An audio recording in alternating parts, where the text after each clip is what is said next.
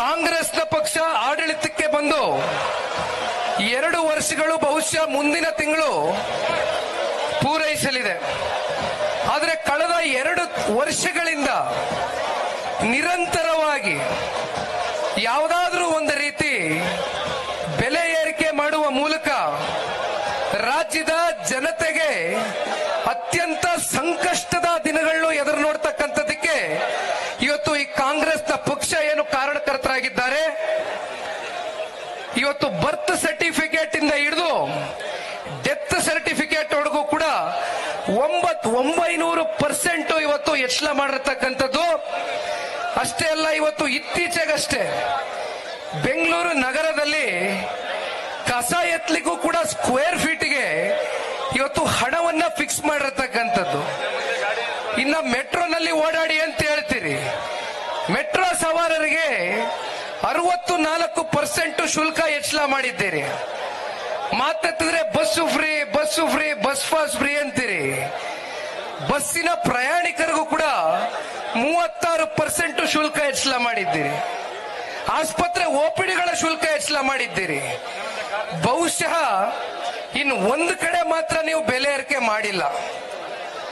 ನಾವು ಉಸಿರಾಡ್ತಾ ಇದೀವಲ್ಲ ಗಾಳಿ, ಉಸಿರಾಡ್ತಾ ಇರ್ತಕ್ಕಂಥ ಆ ಗಾಳಿ ಒಂದ್ರ ಮೇಲೆ ನೀವು ಇಲ್ಲಿವರೆಗೂ ಬೆಲೆ ಏರಿಕೆ ಮಾಡಿಲ್ಲ. ಅದು ಒಂದನ್ನ ಹೊರತುಪಡಿಸಿ ನಿರಂತರವಾಗಿ ರಾಜ್ಯದ ಪ್ರತಿಯೊಬ್ಬ ಸಮುದಾಯ, ವರ್ಗ, ಧರ್ಮದ ಪ್ರತಿಯೊಬ್ಬ ಜನತೆಯ ಮೂಲ ಇವತ್ತು ನೀವು ಯಾವ ರೀತಿಯಾದಂತ ಬೆಲೆ ಏರಿಕೆ ಮಾಡಿದಿರಿ ಅಂತಕ್ಕಂಥದ್ದನ್ನ ಇವತ್ತು ಜನಸಾಮಾನ್ಯರು ಪ್ರತಿ ಗಲ್ಲಿ ಗಲ್ಲಿಲಿ, ಹಳ್ಳಿ ಹಳ್ಳಿಲಿ, ಇವತ್ತು ಬೀದಿಗಳಲ್ಲಿ ಚರ್ಚೆ ಮಾಡ್ತಾ ಇದ್ದಾರೆ. ಇತ್ತೀಚಿನ ದಿನಗಳಲ್ಲಿ ಮಾಧ್ಯಮದಲ್ಲಿ ಮುನ್ನೆಲೆಗೆ ಬಂದಿರತಕ್ಕಂಥ ವಿಚಾರ, ಇದನ್ನು ನಾವು ಬಹಳ ಗಂಭೀರವಾಗಿ ಪರಿಗಣನೆಗೆ ತಗೊಳ್ಬೇಕಾಗ್ತದೆ. ಕಾರಣ, ಮಾಧ್ಯಮದಲ್ಲಿ 1-2 ದಿನಗಳ ಹಿಂದೆ ಒಂದು ಸುದ್ದಿ ಪ್ರಕಟಣೆ ಆಗಿತ್ತು. ರಾಜ್ಯದ ಮುಖ್ಯಮಂತ್ರಿಗಳ ಆರ್ಥಿಕ ಸಲಹೆಗಾರರು, ರಾಜ್ಯದ ಮುಖ್ಯಮಂತ್ರಿಗಳ ಆರ್ಥಿಕ ಸಲಹೆಗಾರರು ಕರ್ನಾಟಕ ರಾಜ್ಯಕ್ಕೆ ಭ್ರಷ್ಟಾಚಾರದಲ್ಲಿ ಎಷ್ಟನೇ ಸ್ಥಾನ ಕೊಟ್ಟಿದ್ದಾರೆ? ಎಷ್ಟನೇ ಸ್ಥಾನ ಕೊಟ್ಟಿದ್ದಾರಣ್ಣ? ಯಾರು ಕೊಟ್ಟಿರೋದು? ಸ್ವಪಕ್ಷದ ಶಾಸಕರಲ್ಲ ಅವರು, ಆರ್ಥಿಕ ಸಲಹೆಗಾರರು. ಈ ರಾಜ್ಯದ ಮುಖ್ಯಮಂತ್ರಿಗೆ ಅವರೇ ಖುದ್ದು ಇವತ್ತು ಬಸವರಾಜ ರಾಯರೆಡ್ಡಿ ಅವರು. ಅವ್ರಿಗೆ ನಿಜಕ್ಕೂ ನಾನು ಧನ್ಯವಾದ ಸಲ್ಲಿಸಬೇಕು. ವಾಸ್ತವಾಂಶ ಮಾತಾಡಿದಿರಿ ಬಸವರಾಜ ರಾಯರೆಡ್ಡಿ ಸಾಹೇಬ್ರೆ. ಆದ್ರೆ ನೀವು ಕಳೆದ ಸಾರ್ವತ್ರಿಕ ಚುನಾವಣೆಯಲ್ಲಿ ಕಾಂಗ್ರೆಸ್ನವರು ಒಂದು ಅಭಿಯಾನ ಮಾಡಿದ್ರು, ನಮ್ಮೆಲ್ರಿಗೂ ಜ್ಞಾಪಕ ಇದೆ ಅಲ್ವೇ? ಏನ್ ಅಭಿಯಾನ ಮಾಡಿದ್ರಿ? ಆ ಅಭಿಯಾನದಲ್ಲಿ ಏನ್ ತಿಳಿಸಿದ್ರಿ? ಪೇ ಸಿಎಂ ಕ್ಯಾಂಪೇನ್ ಅಂತ ಮಾಡಿದ್ರಿ. 40% ಕಮಿಷನ್ ಹೊಡಿತಾ ಇದ್ದಾರೆ ಅಂದಿನ ಸರ್ಕಾರ ಅಂತಕ್ಕಂಥದ್ದನ್ನ ಘಂಟಾಘೋಷವಾಗಿ ಹೇಳಿದ್ರಿ. ನಮಗೊಂದು ಅವಕಾಶ ಕೊಡಿ, ಕಮಿಷನ್ ಅಂತಕ್ಕಂಥದ್ದನ್ನ, ಭ್ರಷ್ಟಾಚಾರ ಅಂತಕ್ಕಂಥದ್ದನ್ನ ಸಂಪೂರ್ಣವಾಗಿ ಈ ರಾಜ್ಯದಲ್ಲಿ ನಿರ್ಮೂಲನೆ ಮಾಡ್ತೇವೆ ಅಂತಕ್ಕಂಥದ್ದನ್ನ ಮಾತನ್ನ ಕೊಟ್ರಿ. ಆದ್ರೆ ಈಗ ಪರಿಸ್ಥಿತಿ ಏನಾಗಿದೆ?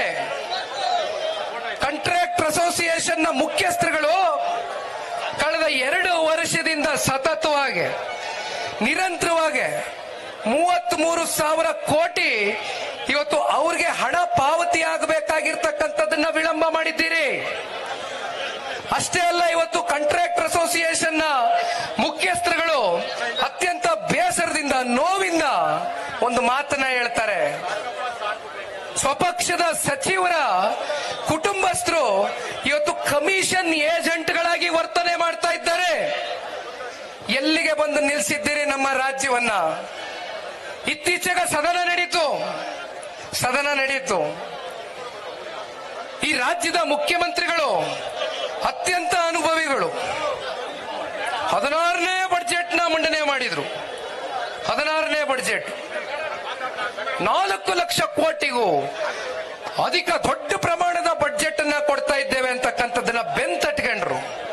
ಆದ್ರೆ ಸ್ವಾತಂತ್ರ್ಯ ಬಂದು 78 ವರ್ಷ ಆಗ್ತಾ ಇದೆ. ಹತ್ತತ್ರ 75 ವರ್ಷದಲ್ಲಿ ನಮ್ಮ ರಾಜ್ಯದ ಸಂಪತ್ತಿನ ಸಾಲ 5 ಲಕ್ಷ ಕೋಟಿ ಇತ್ತು. ಎಷ್ಟು ಲಕ್ಷ ಕೋಟಿ? 5 ಲಕ್ಷ ಕೋಟಿ. 75 ವರ್ಷಕ್ಕೂ ಅಧಿಕ ಆಡಳಿತ ಮಾಡಿರ್ತಕ್ಕಂಥ ಸರ್ಕಾರಗಳು, ಪಕ್ಷಗಳು.